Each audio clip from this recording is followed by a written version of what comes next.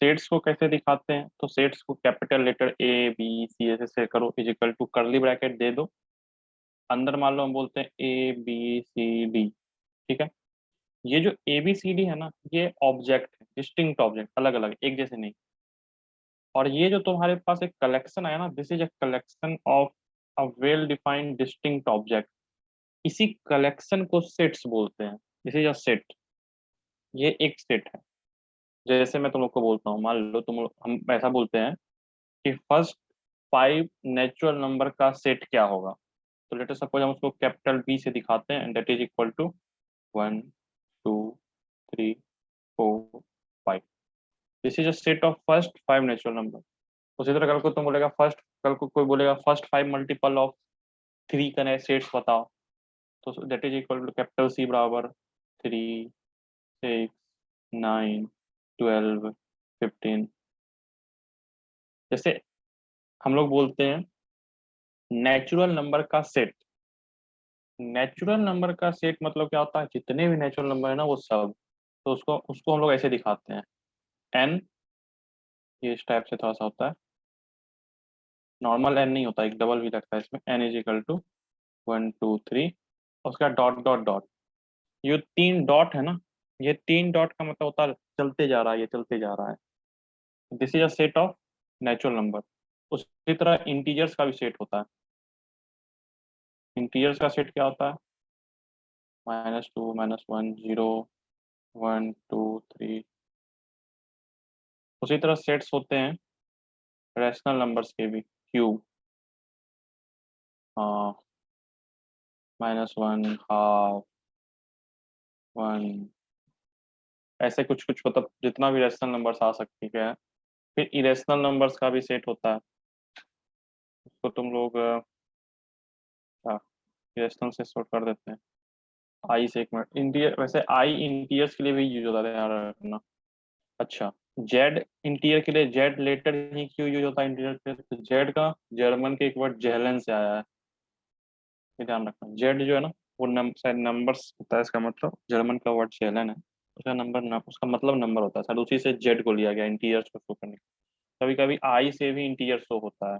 ठीक है, तो आई और जेड में कंफ्यूज मत करना, सेट ऑफ, अगर आई दे रखा है तो हो सकता है कभी कभी लोग आई का भी यूज कर लो। इरेशनल नंबर का सेट को मान लो हम कुछ पी बोल देते हैं। इरेशनल नंबर का सेट √2 √3 जितना हो गया। फिर रियल नंबर का सेट आर से डिफाइन करते हैं, जैसे set of all real numbers, जो भी जितना भी जानते हैं, रेशनल इरेशनल जो है सब के अंदर, इसके अंदर आ जाएगा। जितने भी रेशनल हैं, इरेशनल हैं, नेचुरल, जो तुमको आता है। उसके उससे बड़ा होता है, एक होता है कॉम्प्लेक्स नंबर। कॉम्प्लेक्स नंबर के अंदर दो पार्ट होती हैं। कॉम्प्लेक्स नंबर का सेट हो गया, जिसको सी से डिनोट करते हैं। तो नंबर सिस्टम कुछ इस टाइप से चलता है। सबसे ऊपर होती है कॉम्प्लेक्स नंबर, ठीक है।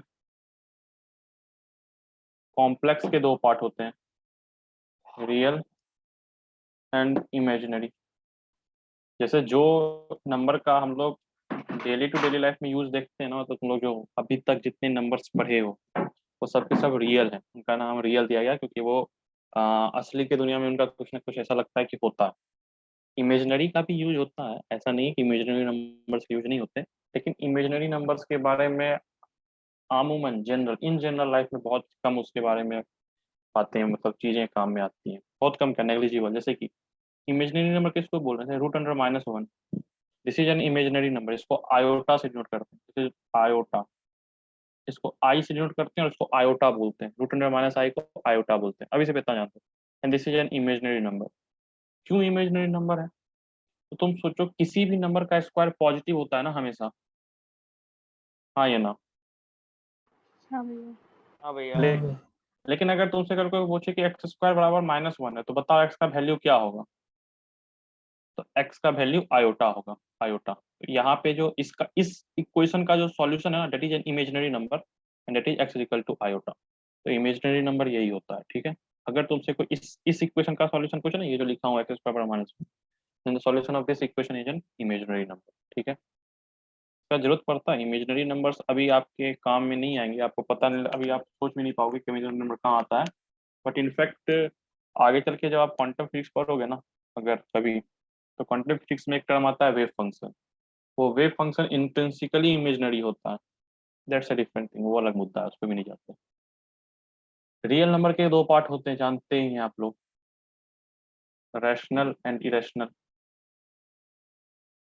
रैशनल के रैशनल रैशनल इरेशनल, इसको पूरा कर लेना।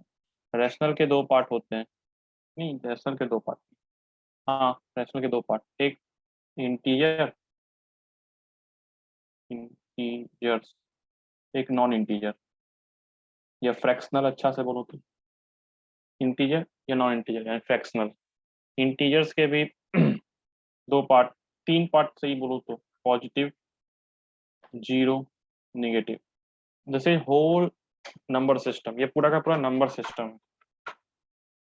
नंबर थ्योरी जो ओलंपियाड के लिए जरूरी होता है ना, नंबर थ्योरी, उसमें बातें तो हम सबकी करते हैं बट ज्यादा फोकस हम इस वाले पार्ट पे रखते हैं, यानी कि पूरे के पूरे थी में हम लोग इस वाले पार्ट पे फोकस रखेंगे, इंटीरियर के पॉजिटिव वाले पार्ट पे। नंबर्स ये सारे के सारे पूरे के पूरे नंबर्स ही हैं, कॉम्प्लेक्स का इमेजिनरी रियल होता है, रियल का रैशनल रैशनल होता है, रैशनल के इंटीजर्स नॉन इंटीजर होते हैं। इंटीरियर का तीन पार्ट, पॉजिटिव, जीरो, नेगेटिव। तो हमारा जो पूरा का पूरा फोकस नंबर थ्योरी वाले पार्ट पे रहेगा ना, बेसिकली मैं नंबर थ्योरी से शुरू करूंगा। तो नंबर थ्योरी वाले पार्ट पे जो हमारा रहेगा बेसिकली वो पॉजिटिव वाले पे रहेगा, ठीक है। हाँ भैया। अब देखो मैं एक चीज तुम लोगों को बताता हूँ, मैं जो भी पढ़ाऊंगा ना नंबर थ्योरी या ओलंपियाड के लिए, तो मैं तुम लोगों का इस साल का टारगेट करके नहीं पढ़ा रहा हूँ ओलंपियाड, मैं तुम लोग का अगले साल का टारगेट करके पढ़ा रहा हूँ, कि तुम लोग अगले साल दोगे ना तो उसके लिए मैं पढ़ा रहा हूँ बेसिकली। क्योंकि अगर इस साल के लिए मैं पढ़ाने जाऊंगा ना तो हड़बड़ा जाऊंगा और तुम लोग भी हड़बड़ा जाओगे, क्योंकि कम टाइम है ना अभी। तो इस केस में क्या होगा ना कि चीजें तुम लोग को ऊपर ऊपर से जाने लगेगी चीजें, क्योंकि अभी तुम लोग बहुत ज्यादा जानते तो हो नहीं सब चीज के बारे में। हो सकता है तुम लोग में बहुत बच्चे होंगे जो पहली बार इमेजनरी सुन रहे हो, इमेजनरी नंबर्स भी होते हैं, तो इन सब चीजों को यूज टू होने में टाइम लगेगा, हड़बड़ा के जाएंगे तो दिक्कत हो जाएगी। इसलिए आराम से चलेंगे हम लोग, पहले नंबर थ्योरी का कुछ पोर्शन कर लेंगे, उसके बाद कुछ हम लोग ज्योमेट्री देखेंगे, फिर कुछ कॉम्बिनेटोरिक्स देख लेंगे, धीरे धीरे धीरे अपने पास अभी टाइम है ना एक साल का, आराम से करेंगे सब, ठीक है। तो कोई हड़बड़ाना नहीं है। हाँ, मैं बुक तुम लोग को रिकमेंड कर देता हूँ जो तुम लोग को लेना है अगर तुम लोग चाहते हो तो, पाथ फाइंडर मैथमेटिक्स ओलंपियाड का, मैथमेटिक्स ओलंपियाड का जो पाथ फाइंडर बुक है ना, शायद तुम लोग जानते होगे, लिख लो, इसको रख लेना खरीद के, क्योंकि ये बुक का ही रेफरेंस लिया जाएगा बेसिकली क्वेश्चन सॉल्विंग में, ठीक है। हाँ भैया। चलो अब आगे बढ़ते हैं। अब देखो क्या है ना, ये जो बातें होंगी वो सिर्फ और सिर्फ मैं नेचुरल नंबर्स की करूंगा। अब देखो जो भी चीजें मैं पढ़ाऊंगा वो ऐसा नहीं कि वो निगेटिव नंबर्स या फिर किसी और चीज के लिए वैलिड नहीं होगा, बट हम लोग अपने आप को कन्फाइन नेचुरल नंबर्स तक ही करके रखेंगे, ठीक है। नेचुरल नंबर के बारे में बोलूं तो ऐसा लोग कहते हैं, मतलब बहुत पहले के मैथमेटिशियन लोग का ये कहना था, ये लोगों का कहना था फिलोसफर्स का, कि गॉड ने नेचुरल नंबर्स को बनाया और बाद बाकी सब कुछ इंसानों ने बनाया उसके बाद। उसका कारण ये था कि जो नेचुरल नंबर का आविष्कार है ना, दरअसल वो कोई ऐसा नहीं है कि कोई किसी इंसान ने बैठ के वन टू लिखा फिर उसका हुआ, नहीं। जो पुराने जमाने के लोग होते थे ना वो शिकार पे जाया करते थे, ठीक है, हंटिंग पे जाते थे, तो उनके मुंह से जब वो हंट करते थे ना, तो कितने जानवर को हंट किया उन्होंने, शिकार किया नहीं किया, उनके मुंह से अपने आप निकलता था, एक, दो, तीन, कहीं लिखा हुआ नहीं था, उनके मुंह से अपने आप ही निकलता था। तो चूंकि अपने आप मुंह से निकल रहा था ना, वन टू थ्री, इसलिए उसको उन्होंने नेचुरल नंबर को, क्योंकि नेचर से आया ये नंबर। ऐसा नहीं है कि कोई मैथमेटिशियन ने दिमाग लगा के इसको बनाया या किसी इंसान ने बहुत दिमाग लगाया, नहीं, नेचर से निकल के आया है, इसीलिए हम लोग इसको नेचुरल नंबर बोल रहे हैं। अब अगर नेचर से निकल के आया तो नेचर ने बहुत सीक्रेट्स भी तो रखे होंगे उसके अंदर, बस हम लोग का काम होगा उन सीक्रेट्स को थोड़ा सा अनलिस्ट करना, सब कुछ तो नहीं कर सकते, बट थोड़ा चीज हम लोग हो सकता है जो अनलिस्ट कर सकते हैं। तो नंबर थ्योरी को शुरू करने से सबसे पहला चीज हम लोग देखेंगे कि नंबर्स के बीच में हम लोग कुछ कुछ चीजें होंगे जो डिफाइन करेंगे, जैसे सबसे पहला चीज कि अगर इफ हमारे पास दो नंबर है A and B, if we have two numbers, जब भी मैं नंबर्स लिखूं ना तो समझना मैं पॉजिटिव नंबर्स की बात कर रहा हूँ, A and B. If we have two numbers A and B, अगर मान लो हमारे पास दो नंबर ए एंड बी है, तो इनके बीच में तीन रिलेशंस एग्जिस्ट कर सकती हैं, तीन रिलेशन। पहला कि ए जो होगा वो बी से बड़ा होगा, ये हो सकता है। दूसरा, ए जो होगा वो बी के बराबर होगा। और तीसरा, कि जो ए जो होगा वो बी से छोटा हो। ठीक है, ये तीन चीजें ऐसी हैं जो ए और बी के बीच में हो सकती हैं। इस चीज पे सहमत हो? हाँ हाँ भैया। भैया। हाँ भैया। ठीक है, तुम कोई भी दो नंबर चूज करो, देखो उसके बीच में इसी ऐसा ही रिलेशन एग्जिस्ट कर सकता है, इसके अलावा कोई नहीं करेगा। या तो जैसे तुम कोई भी दो नंबर चूज कर लो, 5 10, 4 3, कोई भी दो नंबर। वैसे ये जो चीज है जरूरी नहीं है ये पॉजिटिव नंबर के लिए, तो किसी के लिए वैलिड है, पूरे के पूरे रियल में किसी के लिए वैलिड हो जाएगा। या तो ये बड़ा होगा, लेकिन मैं पॉजिटिव की बात कर रहा हूँ तब इसे पॉजिटिव पे कंफाइंड। अब कि क्या है, यानी कि कब हम बोल सकते हैं कि ए बी से बड़ा है, कब ये बोल सकते हैं छोटा है।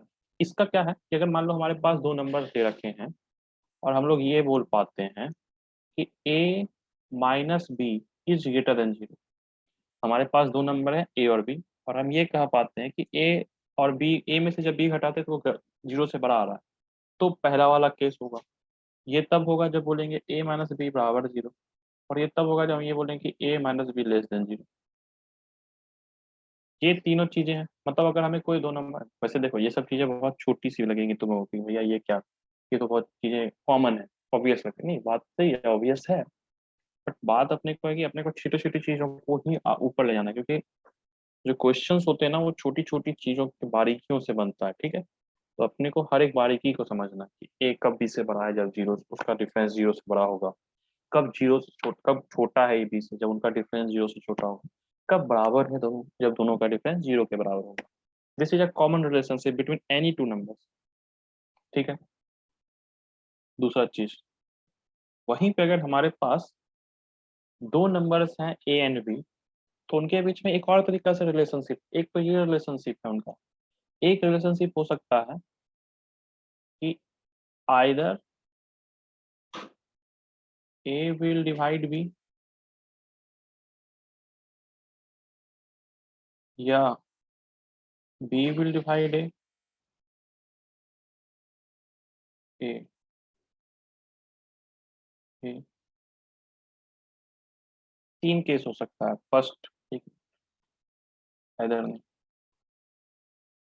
पहला हो सकता है ये, क्या ए विल डिवाइड बी। दूसरा हो सकता है बी विल डिवाइड ए। तीसरा हो सकता है no one will divide no one will divide other each other. Simple सा ईच अदर। कहने का था कि अगर मेरे पास दो नंबर्स हैं ए बी, तो दो तीन तीन केसेस फिर हो सकती हैं। या तो ए बी को डिवाइड दे, या बी ए को डिवाइड दे दे, या एक दूसरे में से एक दोनों किसी को डिवाइड ना दे। अब हम लोग एक नया साइन बताएंगे जो शायद तुम लोग को पता भी होगा। जैसे इफ, एक साइन मैं यहाँ पे नया इंट्रोड्यूस कर रहा हूँ, वो ये, जैसे अगर मैं ये लिखता हूँ ना ए, बीच में एक डंडा और बी, इसका मतलब पता है क्या होता है?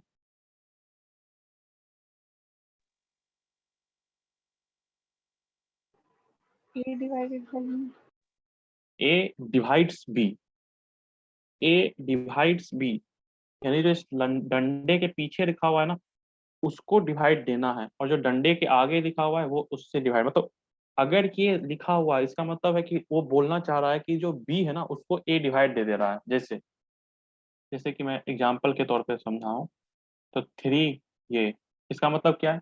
थ्री डिवाइड देता है ना सिक्स को। हाँ हाँ भैया। भैया। तो बस ऐसे दिखा सकते हैं।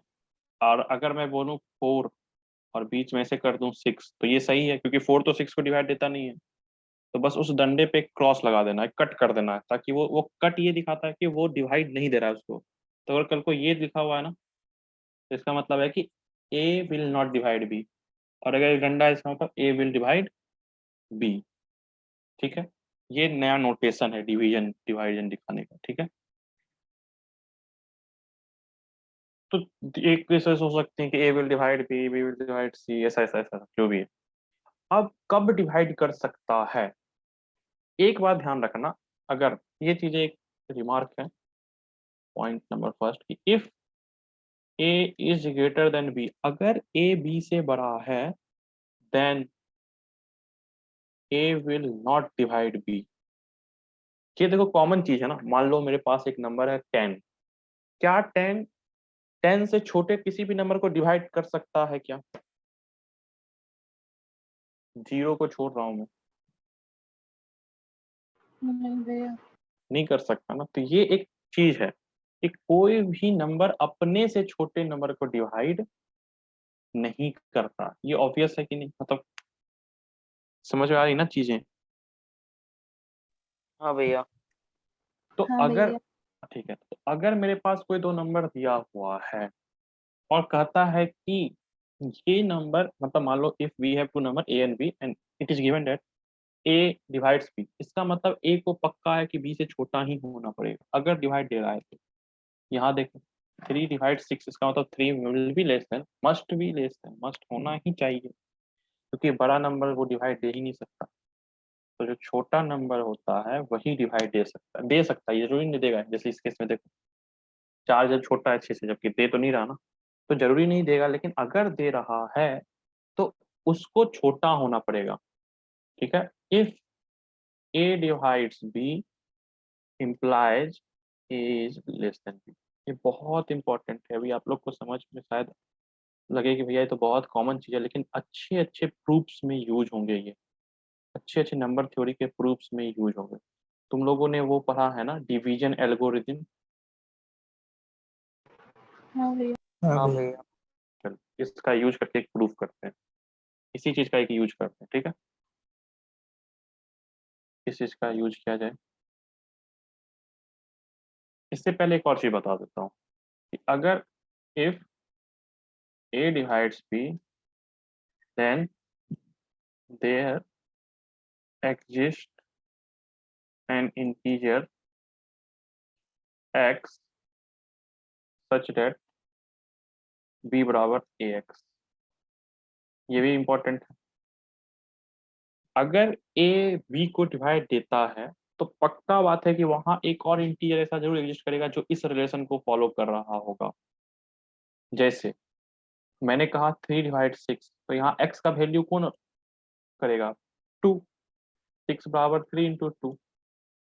तो अगर कोई भी दो नंबर हमें है और ये दे रखा है कि ए बी को डिवाइड करता है, तो वहां एक नंबर x जरूर एग्जिस्ट करेगा जो कि b बराबर ए एक्स होगा, ठीक है। हाँ भैया। चलो Euclid's algorithm, Euclid's division lemma, Euclid division lemma. जैसे यूक्लिड्स डिवीजन लेमा में तुम लोग एक ही जानते हो ना कि अगर मेरे पास कोई दो नंबर हैं ए बी, तो there will exist some unique number Q and R such that A बराबर B Q plus R where R is less than B and greater than equal to 0, ये तुमने पढ़ा है? हाँ भैया। हाँ भैया। ठीक है। इसमें एक एक टर्म आता है कि वो बोलते हैं कि वहां एक यूनिक क्यू और आर एग्जिस्ट करेगा, शायद ऐसा बोलते हैं ना, शायद नहीं, मतलब हाँ। इस डिवीजन लेमा का जो वर्ड होता है ना, मतलब सेंटेंस जो होता है, उसमें एक टर्म आता है, वो होता है यूनिक। वो क्या बोलता है कि there will exist a unique Q and R, there will exist a unique Q and R such that, मतलब this relation is valid for that for which this relation valid. यानी वो ये बोलते हैं कि सिर्फ एक एक ही क्यू आर का पेयर एग्जिस्ट कर सकता है, उसके अलावा कोई नहीं कर सकता। जैसे एक एग्जांपल लेते हैं, ए को मान लो 7 और बी को मान लो 2, इसके लिए क्यू का वैल्यू क्या होगा बताओ? इसके लिए क्यू का वैल्यू क्या होगा 3। और आर का वैल्यू? 1। अब बताओ इसके अलावा तुम कोई भी ढूंढ के हमको दिखाओ, पॉजिटिव नंबर होने चाहिए, ये ध्यान रखो। क्या इसके अलावा कोई और ऐसा होगा जो एग्जिस्ट करेगा? सोचो। मतलब Q का वैल्यू 3 के अलावा कोई और R का वैल्यू 1 के अलावा कोई और है जो एग्जिस्ट करेगा? नहीं नहीं करेगा ना। तो यूक्लिड डिवीजन लेमा दरअसल इस यूनिकनेस पे जोर डालता है। वो बोलता है कि there will exist a unique Q and R such that this relation is valid। अब यूनिक होता है, इसको कैसे प्रूफ करेंगे? अब देखो, छोटी छोटी चीजें भी प्रूफ करनी होती, और मैं सबसे एक चीज बोलता हूँ तुम लोगों को कि अभी से जो प्रूफ्स होंगी ना, उसमें अधिकतर नहीं, मतलब अधिकतर तो नहीं, लेकिन 25% प्रूफ्स ऐसे होंगे ना तुम लोगों को जो कि कंट्राडिक्शन से प्रूफ होता है। जैसे तुम लोगों ने अभी एक चीज प्रूफ जरूर किया हुआ कि √3 इरेशनल नंबर होता है, किया है ना? हाँ भैया। तो √3 एक इरेशनल नंबर है, इसका प्रूफ तुम लोग कंट्राडिक्शन से करते हो कि नहीं? कि पहले मान लेते हैं कि नहीं वो एक रैशनल है, A/B है, स्क्वायर करते हैं, दिस दैट दैट करते हैं ना, हाँ भैया। हाँ भैया। तो उसको कंट्राडिक्शन मेथड बोलते हैं। उस मेथड का यूज बहुत जगह होगा, खास करके नंबर थ्योरी और ज्योमेट्री में। तो ऐसे कम्बिनेटोरिक्स में भी होता है, रगर के यूज होगा, मतलब ये ध्यान रखना। तो अगर कोई क्वेश्चन में ऐसा हो ना कि प्रूफ मांग रहा हो, तो सबसे पहले सोचो कंट्राडिक्शन, सबसे पहले नहीं, मतलब सोचो कि कंट्राडिक्शन से हो सकता है क्या वो क्वेश्चन। तो कंट्राडिक्शन से कैसे करते हैं मैं बताता हूँ। अब मैं ये प्रूफ कर रहा हूँ कि यूनिक होता है क्यों। Proof of uniqueness of Q and R। Uniqueness का स्पेलिंग देख लेना, आई थिंक कुछ मिस्टेक है। चल, सबसे पहला, let us assume that there exists another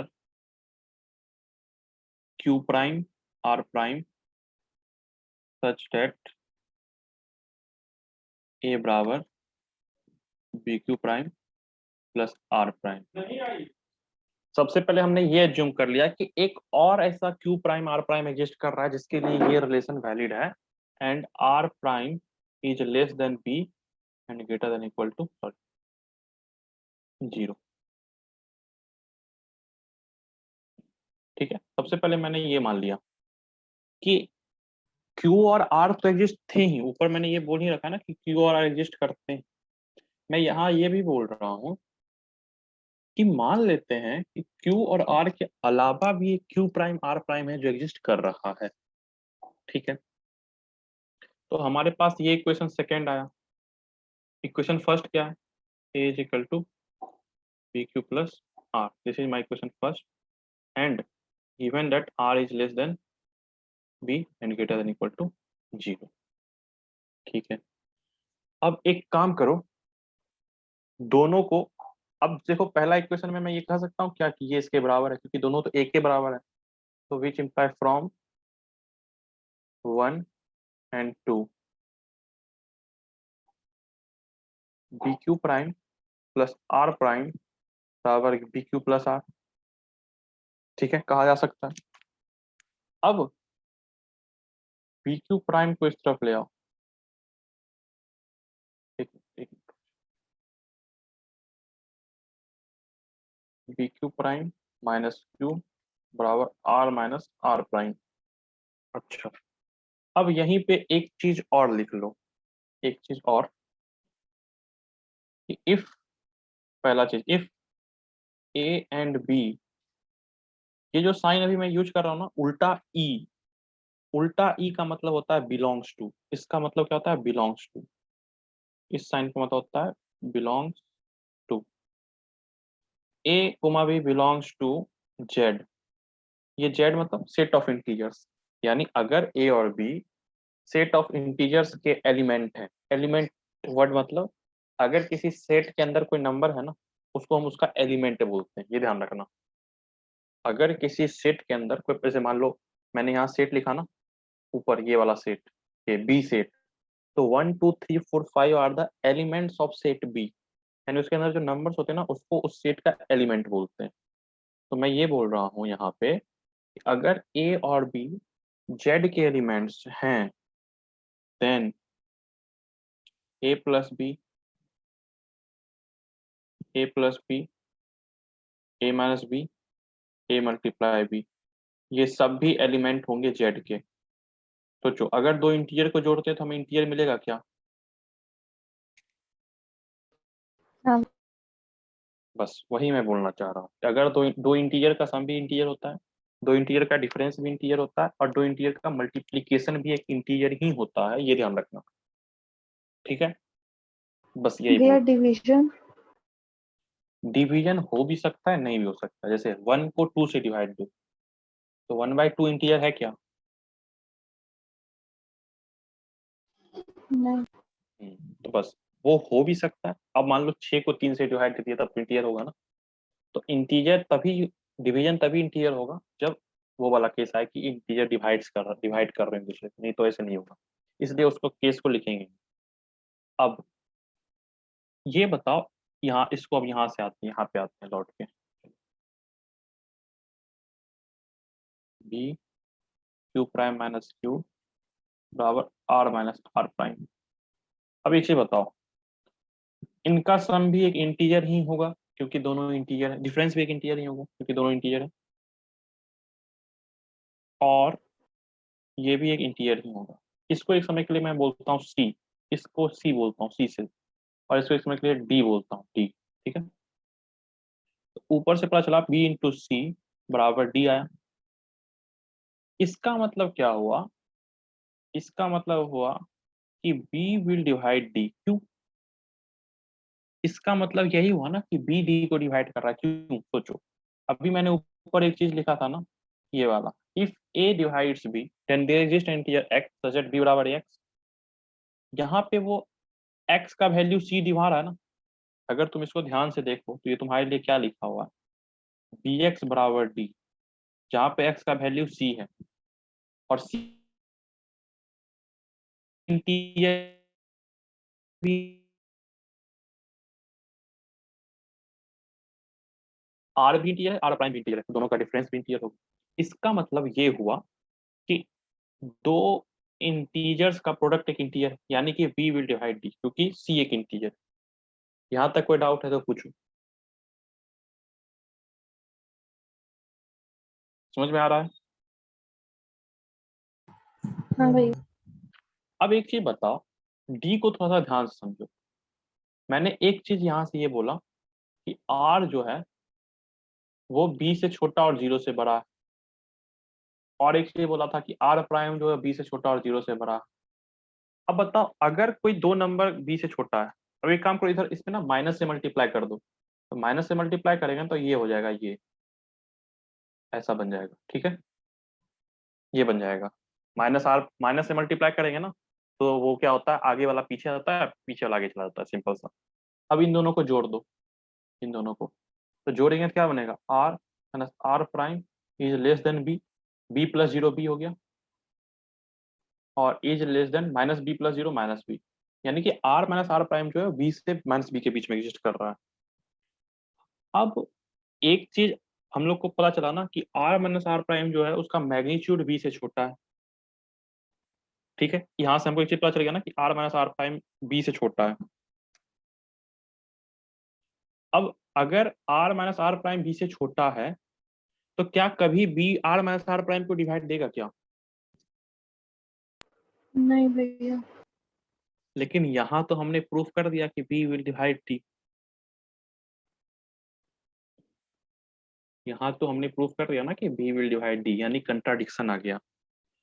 और अगर बी डी को डिवाइड दे भी रहा है ना, तो एक ही शर्त पे देगा कि डी क्या होना चाहिए, जीरो, क्योंकि जीरो को तो सारे नंबर्स डिवाइड देते हैं ना, चाहे उनसे बड़ा हो या छोटा हो। तो यानी कि डी को क्या होना पड़ेगा, जीरो होना पड़ेगा ना, क्योंकि देखो डी, मैंने ये प्रूफ कर दिया कि उसका वैल्यू बी से तो छोटा है, तो एक बात पक्का है कि बी उसको डिवाइड तो देगा। तो उसके पास सिर्फ एक ही तरीका बच जाता है कि डी को जीरो ही होना पड़ेगा। तो इसका मतलब है, but there is contradiction diction that mod of d is less than mod of b, so mod b will not divide D, and if divide, but so एक minute, so mod of B will divide mod of D if and only if the I double F मतलब क्या होता है, if and only if I double F मतलब if and only if D is equal to 0। अगर D 0 हुआ इसका मतलब क्या हुआ कि R माइनस R प्राइम 0 हो गया, और इसका मतलब ये हुआ कि R बराबर R प्राइम। यही तो प्रूफ करना था ना। मैंने क्या माना कि R, इसी से हम ये भी प्रूफ कर सकते हैं कि अगर D 0 है तो C भी 0 होगा, यानी कि Q माइनस Q प्राइम भी 0 होगा। क्या होता है, Q प्राइम माइनस Q भी 0 हुआ, और ये इंप्लाई कर गया कि Q प्राइम बराबर Q। इसका मतलब क्या हुआ कि Q प्राइम भी Q के बराबर है। तो हमने जो ये माना था ना कि Q और R के अलावा Q prime R prime exist करता है, वो हमारा गलत हो गया, क्योंकि हमें अल्टीमेटली ये पता चला कि Q प्राइम Q के बराबर है और R प्राइम R के बराबर है। तो हमारा वो जो एजम्पशन था वो गलत था, तो हमने यूनिकनेस को प्रूफ कर दिया। किसी को प्रूफ में कोई डाउट हो या नहीं समझ में आया कहीं पे कोई पॉइंट तो बोलो।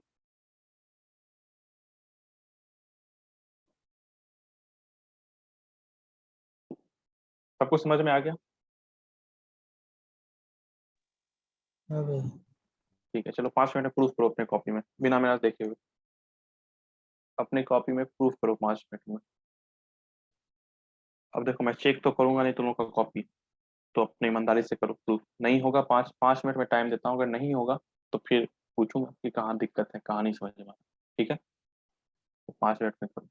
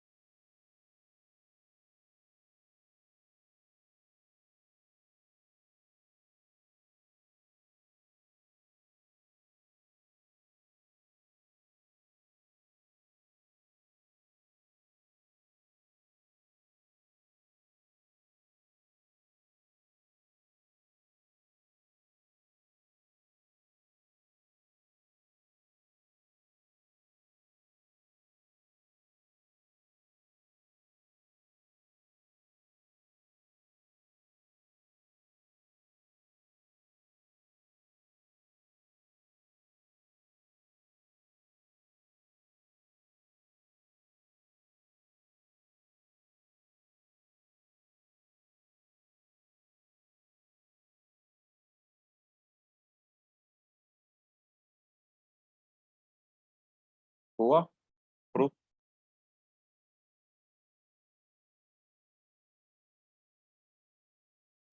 एक सेकंड भैया। हो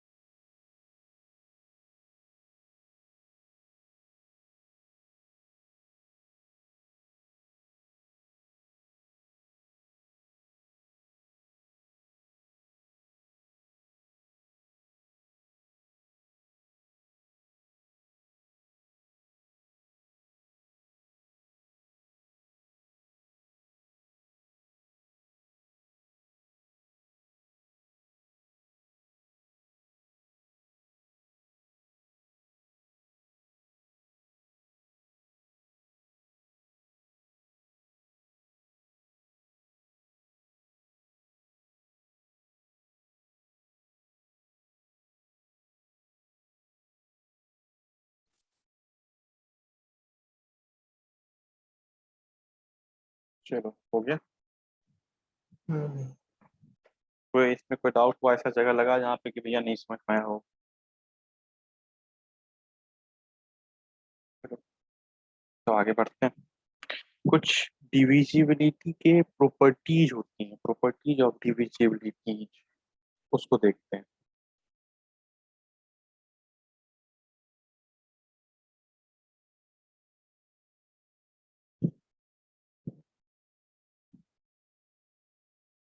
देखो, सबसे पहला प्रॉपर्टी क्या है? अगर दे रखा है A divides B and B divides C implies A divides C. अच्छा, इसको देखते हैं, इसको क्या प्रूव कर सकते हैं, सोचते हैं। मतलब मैं कह रहा हूँ कि अगर ए बी को डिवाइड दे रहा है, बी सी को डिवाइड दे रहा है, तो ए विल डिवाइड। अब इसको कैसे कर सकते हैं? अगर ये सही है तो मैं इसको लिख सकता हूँ क्या, बी बराबर ए एम। एक्स को मैंने ए एम मान लिया, कोई एम इज एन इंटीजर, ठीक है। अगर ये सही है तो मैं सी को लिख सकता हूँ क्या, बी एन। एन भी कोई एक्स का ले लिया।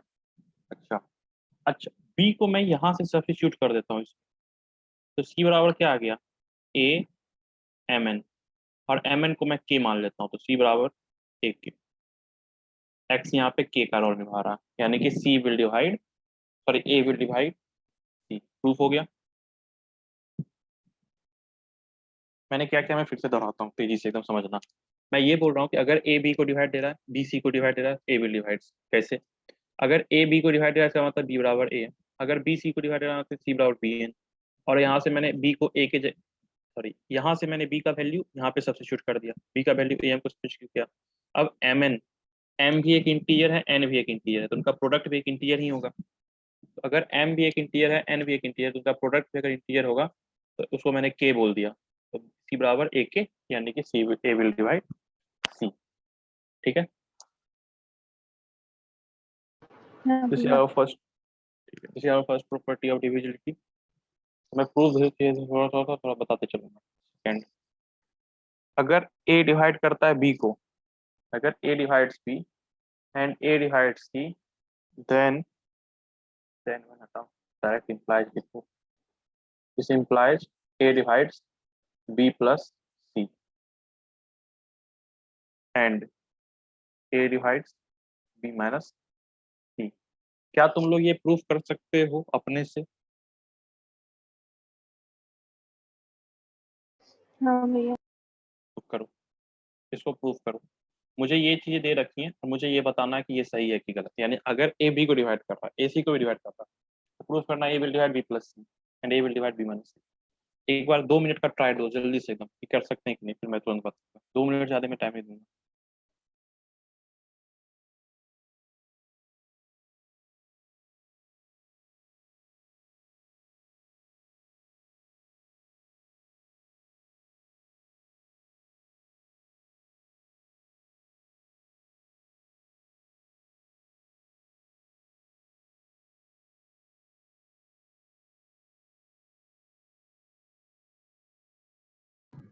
हो गया भैया।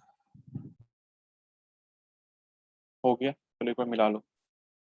यहाँ से मैं कह सकता हूँ सी बराबर ए के ए एम, यहाँ से मैं कह सकता हूँ सी बराबर ए एन। तो बी प्लस सी क्या हो जाएगा, A M plus A N, यानी कि A into M plus N. अब एम प्लस एन भी एक इंटीजर है, तो उसको मैं के बोल देता हूँ, ए इंटू के। प्रूफ हो गया कि बी प्लस सी बराबर ए के आ गया। सिमिलरली बी माइनस सी के लिए भी ऐसे ही प्रूफ कर सकते हैं। ठीक है, आगे बढ़ते हैं। तीसरा पॉइंट, अगर ए बी को डिवाइड कर रहा है, अगर ए बी को डिवाइड कर रहा है और ये भी दे रखा है कि ए बी प्लस सी को डिवाइड कर रहा है, this implies that a will divide c। अब कैसे करता है ये मैं प्रूव कर देता हूँ, देखो। अगर ए बी को डिवाइड कर रहा है, अगर ए बी को डिवाइड कर रहा है तो मैं बी को लिख सकता हूँ ए एम, और अगर ये भी कर रहा है तो मैं बी प्लस सी को लिख सकता हूँ ए एन। अब इन दोनों को डिवाइड सब्ट्रैक्ट कर दो, इसको इसमें घटाओ, क्या बनेगा, बी प्लस सी माइनस बी बराबर A N minus A M, यानी सी बराबर ए एन माइनस एम, और एन माइनस एम को मैं के लिख सकता हूँ, तो ए इंटू के, तो सी विल बी डिविजिबल बाय के। प्रूफ हो गया। फोर्थ, वैसे ये सब चीजें बहुत ऑब्वियस हैं, कोई कठिन नहीं है, बट छोटी छोटी प्रूफ करने से ना तुम्हारा कॉन्फिडेंस बढ़ेगा कि अच्छा चलो मैं प्रूफ तो छोटी छोटी बातों को भी तो प्रूफ कर पा रहा हूँ। क्योंकि जनरली क्या होता है ना, लोग सोचते हैं कि बड़े बड़े थ्योरम्स ही प्रूफ के लिए के लायक होते हैं, नहीं, छोटी छोटी बातें भी बहुत अच्छे से प्रूफ की जा सकती हैं, और उसी प्रूफ को कर करके आप बड़े बड़े प्रूफ कर सकते हो। इसलिए डायरेक्ट तो बहुत बड़े प्रूफ पे मत जाओ कि तुम ये थ्योरम को प्रूफ कर देंगे, वो थ्योरम को नहीं। छोटी छोटी प्रूफ चीजें सीखो, उससे ही बड़ा चीज सीख सकते हैं। उसके बाद ऊपर के ही आधार पे है कि अगर ए बी को डिवाइड कर रहा है, ए बी माइनस सी को डिवाइड कर रहा है, तो this implies that A will divide C. ये खुद से प्रूफ कर लेना, ऊपर वाले तरीके से ही प्रूफ होगा। क्या पांचवा बोलता है कि अगर ए बी को डिवाइड कर रहा है and a divide c, this implies that A will divide a b plus minus l c, where, जहाँ पे कि एल बिलोंग्स टू जेड। अब ये क्या नया चीज आ गया, ये नया चीज क्या है कि मुझे दे रखा है कि ए बी को डिवाइड कर रहा है, ए सी को डिवाइड कर रहा है, तो ए बी और सी के किसी भी लीनियर कम्बिनेशन को डिवाइड करेगा। अब लीनियर कम्बिनेशन मतलब क्या होता है, कोई भी एक दो नंबर मेरे पास बी सी है ना, उसका लीनियर कम्बिनेशन मतलब k b plus l c, this is called linear combination, जहाँ के और एल, जहाँ के और एल इंटीजर्स को बिलोंग करता है। दो नंबर है बी एंड सी, 3 एंड 4 मान लो, तो 3 को 2 से मल्टीप्लाई कर दो और 4 को 5 से मल्टीप्लाई कर दो,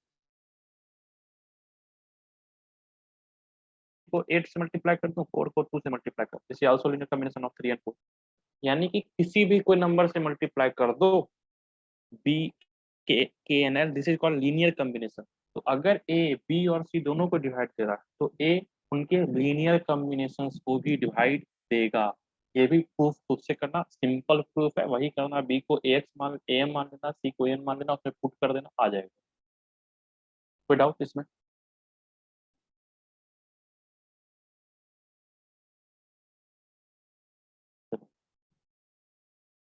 सिक्स्थ प्रॉपर्टी हमारा बोलता है कि अगर ए बी को डिवाइड करता है एंड बी डिवाइड से इम्प्लाइज ए बराबर बी, ये प्रॉपर्टी प्रूफ कर सकते हो क्या? हाँ भैया। करो, 2 मिनट फिर से टाइम दे।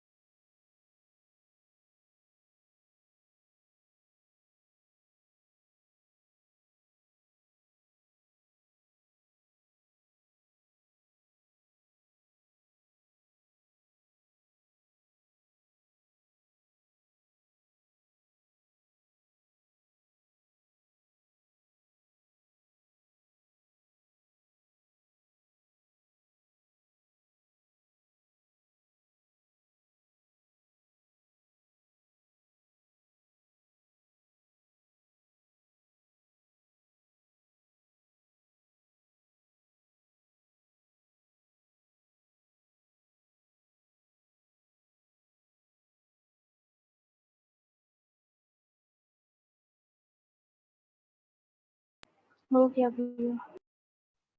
चलो मिलाते हैं। अगर ये सही है तो ए को बी से छोटा होना पड़ेगा, और अगर ये सही है तो बी को ए से छोटा होना पड़ेगा।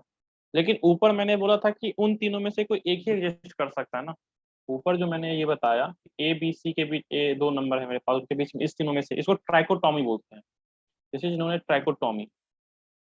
ट्राइकोटॉमी ये वर्ड ऐसे जरूरी तो नहीं है तुम्हारे लिए, लेकिन ध्यान रखना कि तीन रिलेशंस एग्जिस्ट हो रही है ना, तो इन तीनों में से तो कोई एक ही चीज एग्जिस्ट कर सकता है ना। या तो ए बी से बड़ा हो या बी ए से बड़ा हो। लेकिन यहाँ मुझे पता चल रहा है कि दोनों सही हो रही है। तो जिस केस में दोनों सही हो ना, तो उस केस में जो बीच वाला चीज है ना वो सही हो जाता है, यानी ए बराबर बी। दिस इंप्लाइज ए बराबर बी। या तो ए बी से छोटा या बराबर हो, या बी ए से छोटा या बराबर हो। लेकिन ए बी से छोटा या बराबर नहीं, दोनों अलग अलग कंडीशंस निकल के आ गई मुझे। एक बोलता है कि ए बी से छोटा या उसके बराबर है, एक बोलता है बी छोटा या बराबर है। दोनों में से तो कोई एक ही सही होगा ना। तो दोनों में से जो सबसे कॉमन चीज सही हो रहा है वो हो रहा है कि ए बी के बराबर। तो बस दिस इज द प्रूफ कि ए बी के बराबर। ठीक है। हाँ भैया। उसके बाद सातवां जो है वो ये बोलता है कि अगर ए बी को डिवाइड कर रहा है तो ये इम्प्लाई करेगा या तो बी जीरो होगा, या mod of A will be less than equal, जो ऊपर मैंने बताया। जो इस चीज यही ये चीज बताया था ना, कि अगर कोई एक नंबर दूसरे को डिवाइड करता है यानी उसका मतलब उसका जो वैल्यू है उसका वैल्यू उससे जिसको डिवाइड कर रहा है उसे छोटा होना चाहिए। ठीक है। उसके बाद आठवां बोलता है, 8 पॉइंट बोलता है अगर ए बी को डिवाइड कर रहा है implies a will divide b c where c is an integer. Simple सा बात है ना कि अगर 3 6 को डिवाइड कर रहा है तो 3 6 के किसी भी मल्टीपल को डिवाइड करेगा। सही है कि गलत?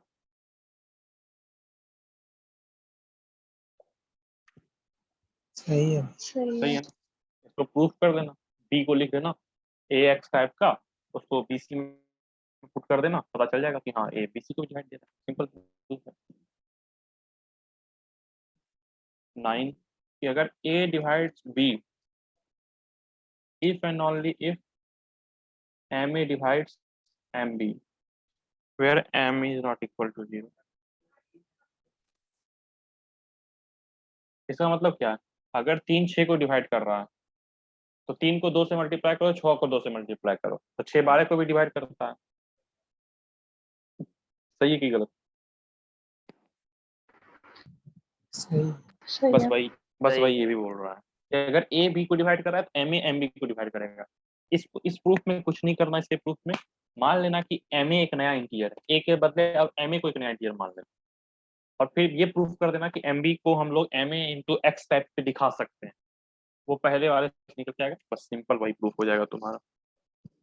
ठीक है। हाँ भैया। अब कुछ कुछ छोटी छोटी ना वो नहीं, आइडेंटिटीज वगैरह नहीं होती, कुछ प्रॉपर्टी, जैसे कि एक प्रॉपर्टी ये होता है कि x plus y will divide x पे power 2n plus 1 plus y पे power 2n plus 1 for all n belongings to set of integer. यानी x प्लस, अब x और y इंटीजर हैं, इस ये जरूरी नहीं है। ठीक है। दिस मतलब ये चीजें जरूरी नहीं है, बस इतना ध्यान रखना कि x plus y will not be equal to 0 बस। तब तो अगर x प्लस वाई 0 हो गया तो बात ही बिगड़ जाएगा। तो ये ध्यान रखना कि x और y का इंटीजर नहीं, बस x और y कोई भी मेरे पास आइडेंटिटी है, मतलब चीजें हैं, x y कोई भी वेरिएबल है, बट ध्यान रखना कि अगर x प्लस वाई डिवाइड दे रहा है x power 2n plus 1 plus y power 2n plus 1 को, तो n should be a natural number. यानी कि समझो, अगर कल को हम बोलते हैं क्या x पे पावर 5 प्लस y पे पावर 5 को x प्लस वाई डिवाइड देगा क्या, तो हाँ। अगर x पे पावर ऑड प्लस y पे पावर वही ऑड है, मतलब दोनों पे पावर ऑड है, तभी x प्लस वाई डिवाइड देगा। अगर कल को तुमसे कोई पूछता है x power 4 plus y power 4 को x प्लस वाई डिवाइड देगा, तो नहीं। नहीं, पावर्स कैसी होनी चाहिए? ऑड। इवन पावर देखो यहाँ है ना 2n प्लस 1, तो 2n प्लस 1 कैसे नंबर्स होती हैं? ऑड की इवन? ऑड। ऑड। हाँ, ये ध्यान रखना। अगर x पावर कुछ ऑड है प्लस y पे पावर कुछ ऑड है तभी उसको x+1 डिवाइड कर x+y डिवाइड कर सकती है, इसके अलावा डिवाइड नहीं करेगी। इसका प्रूफ मैं बाद में बताऊंगा। इसका प्रूफ करने का तो कर किया जा सकता है, बट मैं इसका प्रूफ मैथमेटिकल इंडक्शन से कर दूंगा आसानी से, उसको पढ़ाने में मुझे थोड़ा सा टाइम लगेगा। तो अभी इसका प्रूफ को हटाते हैं, सिर्फ इस चीज़ को जान लेते हैं, ठीक है। प्रूफ करेंगे अपन लोग आराम से इसको, कोई दिक्कत नहीं है इसमें। और दूसरा ये बोलता है कि x minus y will divide x पे पावर n माइनस y पे power n for all n, यानी इसमें कोई रिस्ट्रिक्शन नहीं है। And x plus y should not be equal to 0, यानी x माइनस वाई x पे पावर n माइनस y पे पावर n हमेशा डिवाइड करेगा। n का तुम कोई भी वैल्यू ले लो, n का तुम कोई भी वैल्यू ले लो, ये चीज हमेशा वैलिड होता है। n को 1 लो, 2 लो, 3 लो, 4 लो, कुछ भी लो, वैलिड होता है। तो ये इसका एक पॉइंट ये आता है कि x पे पावर n माइनस y पे पावर n जो होता है ना, वो ये होता है। अगर याद हो सके तो करना, नहीं तो कोई दिक्कत नहीं।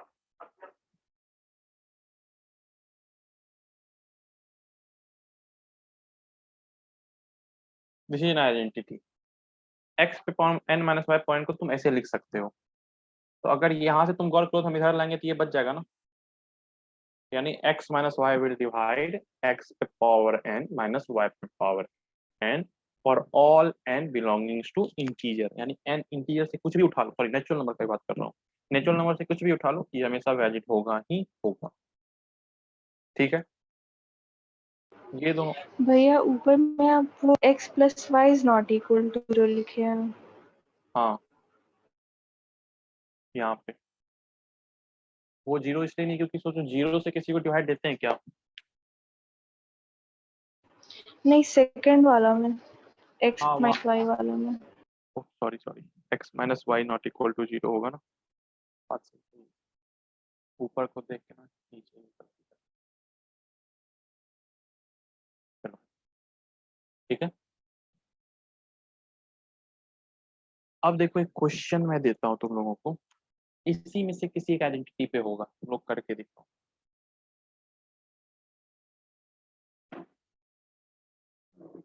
शो दैट 1 पे पावर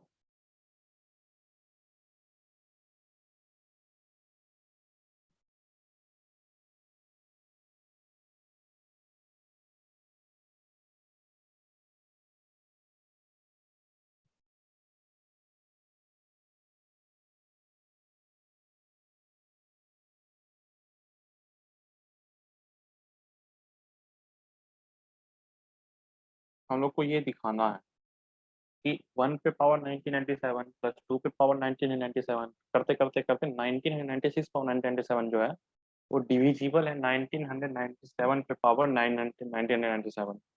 ये प्रूफ प्रूफ करना है। तुम लोग करोगे कि मैं बता दूं? ट्राई एक बार कर लेते हैं। ठीक है, ट्राई करो।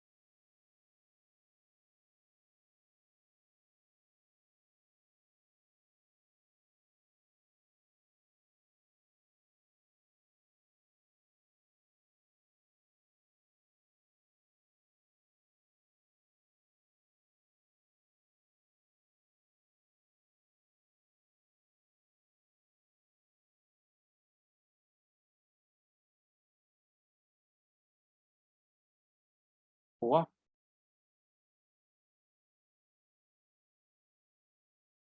क्या क्या सोचे, चलो मुझे ये बताओ कि भैया ये सोच पाए हैं इस क्वेश्चन में। कोई भी वॉलेंटियर कर दो।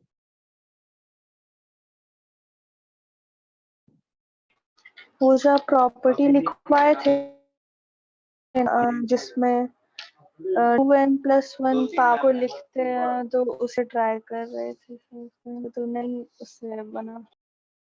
चलो कोई नहीं। मेरे पास पहले जो दे रखा है ना वो क्या दे रखा है, 1990। एक मिनट रुको, एक मिनट, एक minute, let me check one more time. ये 1997 में पावर ना, एक गलती हो गई, ये नहीं, सिर्फ इतना ही है, इतना ही है, सिर्फ 1997 से प्रूफ करना। वो गलती हो गया, सिर्फ इतना से, वो पावर नहीं था उस पर, उसको भूल जाना, वो पावर को भूल, गलती से लिखा गया। अब देखो इसमें करेंगे क्या बेसिकली, 1 + 1997 +2 ⁻1997 करते करते प्लस 1995 पे पावर 1997 प्लस 1996 पावर 1997।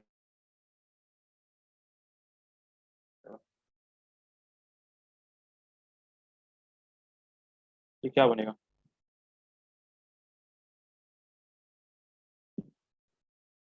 इसको और इसको साथ लेता हूँ,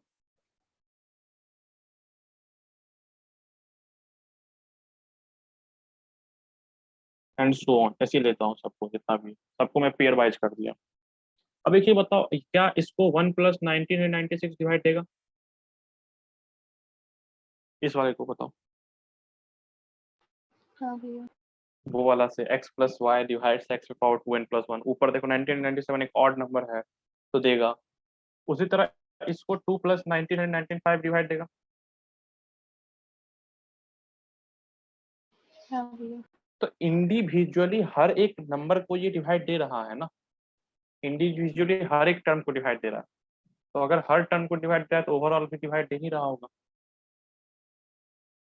अगला टर्म मेरा क्या होगा, 3 पे पावर 1997 प्लस 1994 पावर 1997, उसको मैं लिख सकता हूँ 3 पे प्लस 1999। इसका भी सम क्या होगा 1997, इसका भी सम क्या होगा 1997, उसी तरह प्लस का उसका भी सम क्या होगा 1997।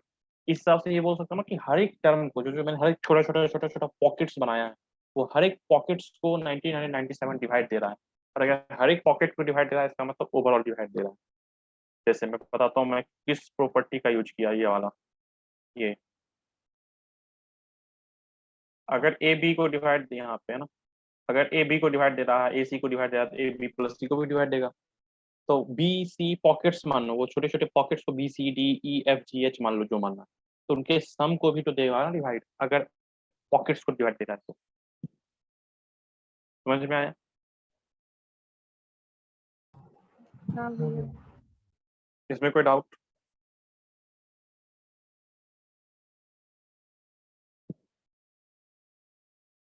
चलो, अगले दिन से ना तुम लोग एक चीज अपने क्लास में बोल देना बच्चों को, कि बीच में अगर क्लास लीव करके गए ना तो अगले दिन से आए ना क्लास में, वो सिर्फ आधा देर के लिए आना, ये सही नहीं है। और मुझे एकदम बर्दाश्त नहीं होगा अगली बार से ये चीजें। आना है तो पूरे क्लास में बोल देना तुम लोग, वो चले गए हैं, तुम ही लोग बोल देना कि भैया दिए वार्निंग दिए, लास्ट वार्निंग दे रहे हैं। आना है तो पूरे क्लास करें ठीक से, नहीं तो बीच में जाना है तो शुरू में निकल जाए, नहीं तो अगले बार से मैं निकाल दूंगा शुरू में ही। मतलब मजाक चल रहा है क्या कुछ? आए चले गए, नेट का इशू है तो नेटवर्क सही करवाइए।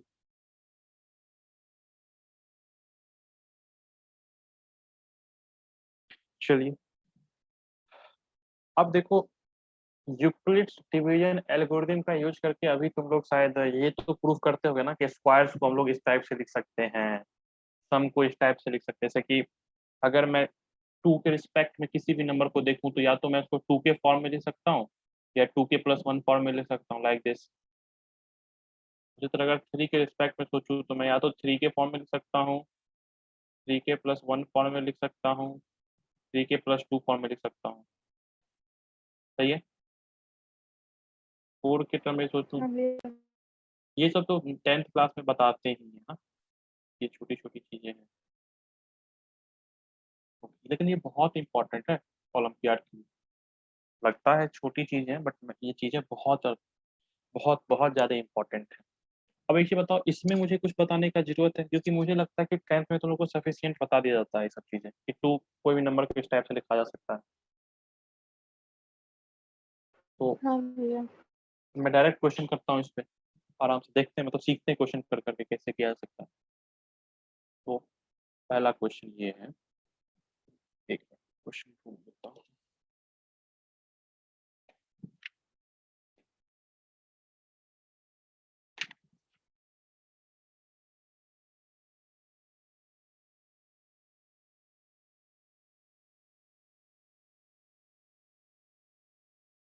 Prove that 6 will divide n into n plus 1 into 2n plus 1 for all n belonging to integer। समझो मैं क्या बोल रहा हूँ। मैंने एक एक्सप्रेशन दे दिया तुम्हें जहाँ पे कि n एक इंटीजर है। n किससे बिलोंग कर रहा है? इंटीजर से। ठीक है, ये मेरे पास एक्सप्रेशन है n into n plus one into two n plus. अब मुझे ये प्रूफ करना है कि 6 जो है ना, इसमें तुम n का वैल्यू कुछ भी डालो, हमेशा डिवाइड करेगा 6 इसको।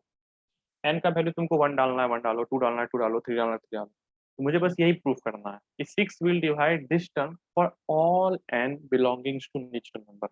यानी तुम नेचुरल नंबर से कुछ भी n को निकाल लो, कुछ भी n को निकाल लो, ये डिवाइड करेगा ही करेगा। हमें ये प्रूफ करना है। अब देखते हैं कैसे ना।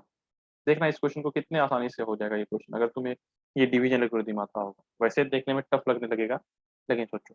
अब n क्या क्या हो सकता है ये सोचते हैं। n या तो 6k फॉर्म का हो सकता है, 6k प्लस 1 फॉर्म का हो सकता है, 6k प्लस 2 हो सकता है।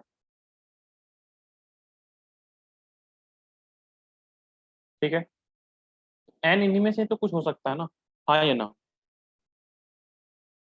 हाँ भैया। हाँ अगर मैं ये दिखा दूं कि n तुम इनमें से किसी को भी ले लो वो हमेशा डिवाइड करेगा 6 को, तो मेरा प्रूफ पूरा हो गया। इस चीज को समझने का कोशिश करो कि अगर मैं इन छह केसेस में n का हर वैल्यू को एक एक करके लेते चला जाऊं और ये प्रूफ करते चला जाऊं कि n का वैल्यू 6k के लिए भी सही है, 6k प्लस 1 के लिए भी सही है, 6k प्लस 2 के लिए भी सही है, 6k प्लस 3 के लिए भी सही है, तो मेरा बात बन गया। हाँ ये समझ पा रहे हो ना कि ये प्रूफ कंप्लीट हो जाएगा, कि इसमें कोई दिक्कत है? प्रूफ हमारा कंप्लीट हो जाएगा, ये सेंस आ रहा है, मतलब सेंस ऑफ कंप्लीशन आ रहा है दिमाग में। हाँ भैया। चलो, तो अब हम लोग प्रूफ करना शुरू करते हैं। सबसे पहले हम लोग पहला केस लेंगे जहाँ पे कि n को 6k लिखेंगे। तो n को 6k पुट करो इस एक्सप्रेशन में, तो क्या बनेगा? 6k into 6k plus 1 into 12k plus 2। सही है, 6k, sorry 12k plus 1, 12k plus 1। मैंने n की जगह क्या पुट कर दिया सब जगह? 6k। 6k पुट करने पे क्या बनेगा? 12k plus 1। अब बताओ क्या ये 6 से डिविजिबल है ये नंबर? हाँ भाई। हाँ भैया। क्योंकि क्योंकि देखो ना, ये 6 है, इसके सारे इंटीजर है, तो ये तो इंटीजर मल्टीपल है ना 6 का। ये नंबर 6 का मल्टीपल है, इसका मतलब ये इसके लिए सही हो गया। दूसरा केस लेते हैं, n बराबर 6k प्लस 1 का पुट कर दो, क्या बनेगा? 6k plus 1 into 6k plus 2। इसमें n के यहाँ पे पुट करेंगे, यहाँ क्या बनेगा? 6k plus 3। अच्छा, इससे 2 कॉमन ले लो, इससे 3 कॉमन ले लो, क्या बनेगा? 6 into 6k plus 1 into 3k plus 1 into 2k plus 1। इस वाले से मैंने 3 कॉमन ले लिया, इस वाले से मैंने 2 कॉमन लिया, तो 3 टू जा 6, तो ये फिर से 6 से डिविजिबल हो गया, हाँ भैया। तो सही हो गया। तीसरा मेरे लिए होगा, मैं 6 को उसी तरह मैं n को 6k प्लस 2 लूंगा, 6k plus 3, 6k plus 4, 6k plus 5। सबके लिए मेरे पास, जब तुम लोग सबको देखोगे ना धीरे धीरे धीरे करके हर एक केस बना के, तो तुमको पता चलेगा कि सब में ऐसा ही हो रहा है कि 6 से डिविजिबल आ ही जा रहा है कहीं ना कहीं से। तो हमारा कंप्लीट हो जाएगा प्रूफ। मैं प्रूफ पूरा कंप्लीट करके नहीं दिखा रहा हूँ क्योंकि अब तुम लोग लॉजिक तो समझ ही गए ना। हाँ भैया। बस लॉजिक यही सिंपल होता है कि अगर 6k+1, 6k+2, 6k+3 टाइप का होगा, तो बात करते हैं। ठीक है, अब मुझे एक चीज बताओ, तुम लोगों ने ये भी पढ़ा होगा ना कि किसी स्क्वाड को 3k और 3k+1 के फॉर्म में दिखाया जा सकता है, 4k+3 को ही दिखाया जा सकता है, ऐसा कुछ। हाँ भैया। एनसीईआरटी में तो बहुत प्रूफ करवाते हैं ना कि किसी नंबर का क्यूब 8k या 8k+1 के फॉर्म में दिखाया जा सकता है, सिर्फ उसके अलावा नहीं दिखाया जा सकता। तो अगर कोई कल को तुमको एक क्वेश्चन दे, वो ये जो ऊपर वाला भी जस्ट मैंने जो क्वेश्चन पढ़ा है ना, इसका अगला मतलब जो पूरा तुम लोग प्रूफ करना खुद से, हर एक वैल्यू पुट कर करके देखना कि रखने पे क्या हो पा रहा है, क्या क्या हो पा रहा है क्या। चलो मैं एक क्वेश्चन देता हूँ, जैसे दिखाता हूँ। मेरे पास एक सीक्वेंस ऑफ नंबर दिया हुआ है, जैसे कि 11, 111, 1111, 1001, 1 लाख, 11,111। उसी तरह ऐसे ऐसे करते करते करते खाली एक एक एक ही सी बना हुआ, ये सारे नंबर्स हैं। तो प्रूफ करना है कि ऐसा कोई भी नंबर एग्जिस्ट नहीं करेगा जो कि एक परफेक्ट स्क्वायर होगा। देखो प्रूफ करना है, proof that no integers in the following sequence is a perfect square. अच्छा, सीक्वेंस और सीरीज में क्या अंतर होता है पता है?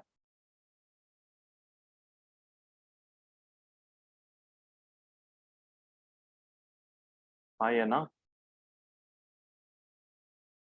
भैया क्या पूछे, फिर से रिपीट कीजिए। सीक्वेंस और सीरीज में क्या अंतर होता है?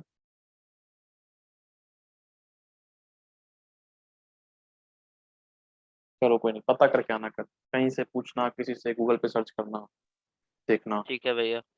आराम से पता करके आना। अब मुझे ये प्रूफ करना है कि ऐसे जितने भी नंबर्स है ना जिसमें सिर्फ वन ही है, वन वन 11 हो गया, 111 हो गया, ऐसा हो गया, कितने भी नंबर ले लो, कितना भी, इन्फिनाइट भी, ऐसा कोई भी नंबर परफेक्ट स्क्वायर नहीं हो सकता है। इसको मुझे प्रूफ करना। अब देखो मैं कैसे प्रूफ करूंगा इसको। सबसे पहले सोचो, इफ एनी परफेक्ट स्क्वायर,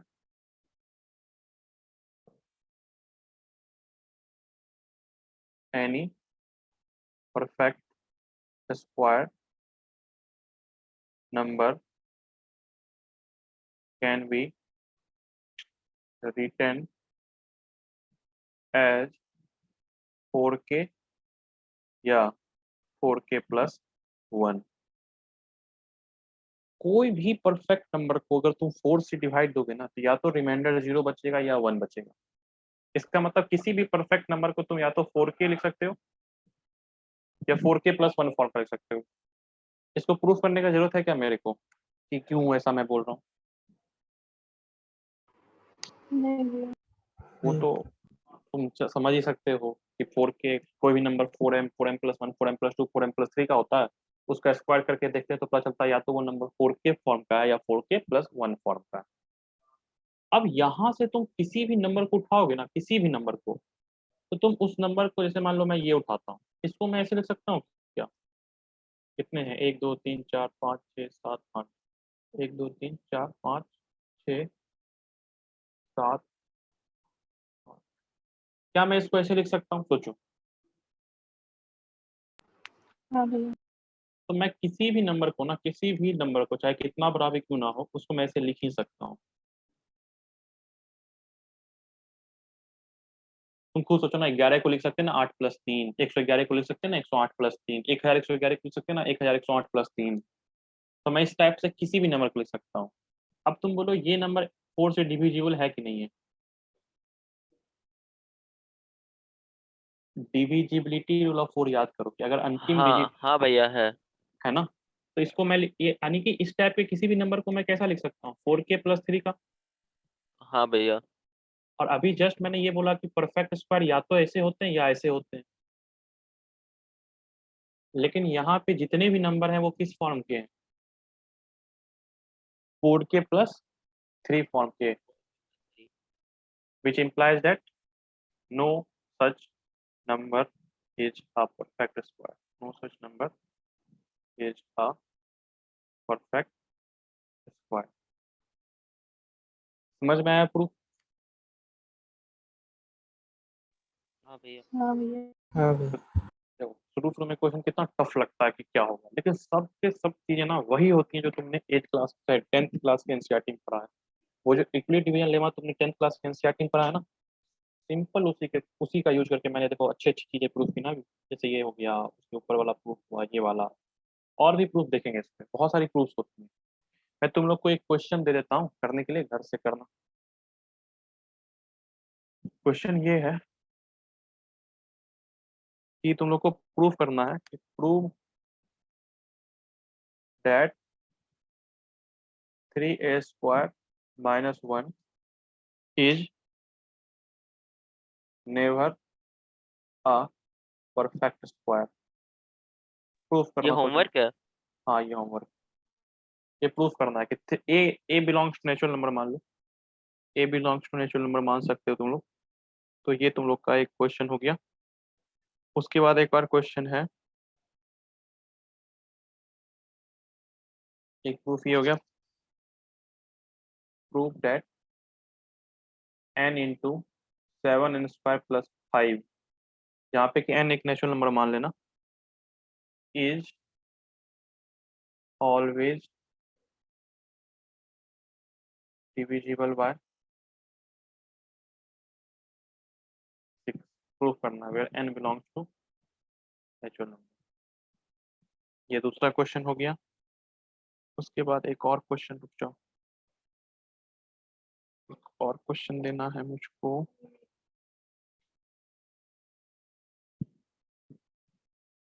तुम लोग क्वेश्चन ये प्रूफ करना।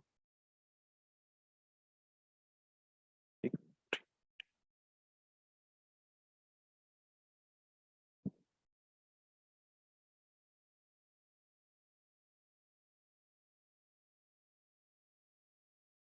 क्वेश्चन नंबर 7 है कि तुम लोग पार्ट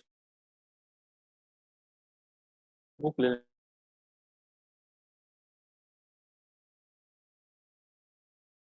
पढ़ रहा है ना। तुम लोग के पास अगर किताब होता तो मैं क्वेश्चन नंबर ही बोलता। और तुम लोग के पास, किसी के पास है क्या बुक? हाँ भैया। अच्छा, चलो तो तुम लोग सब ले लो, फिर मैं एक साथ होमवर्क दे दिया करूंगा। अभी तो तुम लोग लिख लो, वैसे मैं भेज दूंगा सब वीडियो।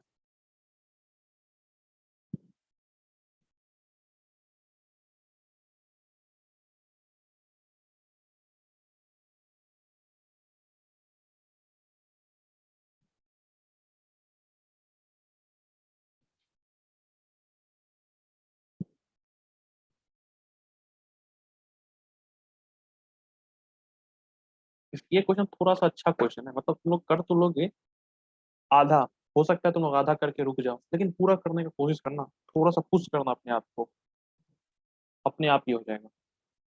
ठीक है। हाँ भैया। ओके चलो ठीक है, तो मैं पीडीएफ तुम लोग को सेंड कर दूंगा, तुम लोग ये करना। उसे तो अगला दिन क्लास रुकने से पहले इस 3 क्वेश्चन को डिस्कस करेंगे, फिर आराम से अपन लोग फिजिक्स पढ़ लेंगे। ठीक है। बुक ले लेना तुम लोग आज जाके, आज मतलब जब मन करे, आज वीकेंड लोग। चलो ठीक है, बाय। जा सकते हो तुम, कुछ पूछना है तो बोलो। नहीं भैया। चलो ओके बाय। बाय भैया।